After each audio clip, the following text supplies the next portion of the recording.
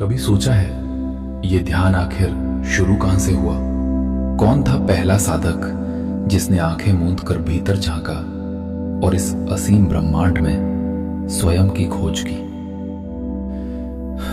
जब समय भी शून्य था, न दिन था न रात, तब तीन स्वरूपों ने अस्तित्व को दिशा दी। ब्रह्मा ने ज्ञान दिया, विष्णु ने प्रेम दिया और शिव ने मौन दिया। सृष्टि का आरंभ तब हुआ जब अनंत शून्य में केवल चेतना थी। वहां विराजमान थे हमारे आदिकर्ता श्री ब्रह्मा जी, सृष्टि के रचयिता, जिनकी कृपा से हम ज्ञान की रोशनी तक पहुंच सके। ध्यान की यात्रा ब्रह्मा जी से शुरू होती है। ये ज्ञान योग है, उस शक्ति का मार्ग जो हमें बताती है कि हम कौन हैं। ये मार्ग हमें अपने मन के रहस्यों और विचारों की गहराई तक ले जाता है। हर विचार, हर अनुभव, हर इच्छा सब ब्रह्मा जी की दिव्य ऊर्जा का अंश है। जब सृष्टि का निर्माण हुआ और जीवन के नियम स्थिर हुए, तो जगत की रक्षा हेतु आए श्री विष्णु जी।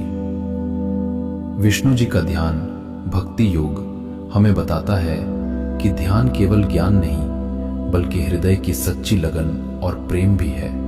भक्ति योग हमें सिखाता है कि जब हम अपने हृदय को ईश्वर की ओर समर्पित करते हैं, हम अपने अंदर संतुलन और आंतरिक शक्ति को महसूस करते हैं। विष्णु जी की कृपा से हर भावना, हर प्यार, हर समर्पण ध्यान में बदल जाता है। और जब जीवन और सृष्टि का ज्ञान और प्रेम हमारे भीतर जागृत हो जाता है, तब आता है श्री महादेव शिव जी, ध्यान के आदि पुरुष। शिव जी ने हमें राजयोग और कुंडलिनी योग का मार्ग दिखाया, वो मार्ग जो हमें हमारे भीतर की अनंत चेतना से जोड़ता है। राजयोग और कुंडलिनी योग का उद्देश्य है अपने मन, शरीर और आत्मा की सीमा से परे जाना। शिव जी की कृपा से साधक स्वयं में ब्रह्मांड की संपूर्ण ऊर्जा का अनुभव करता है। ये ध्यान है शून्यता में विलीन होने का, अनंत में घुलने का।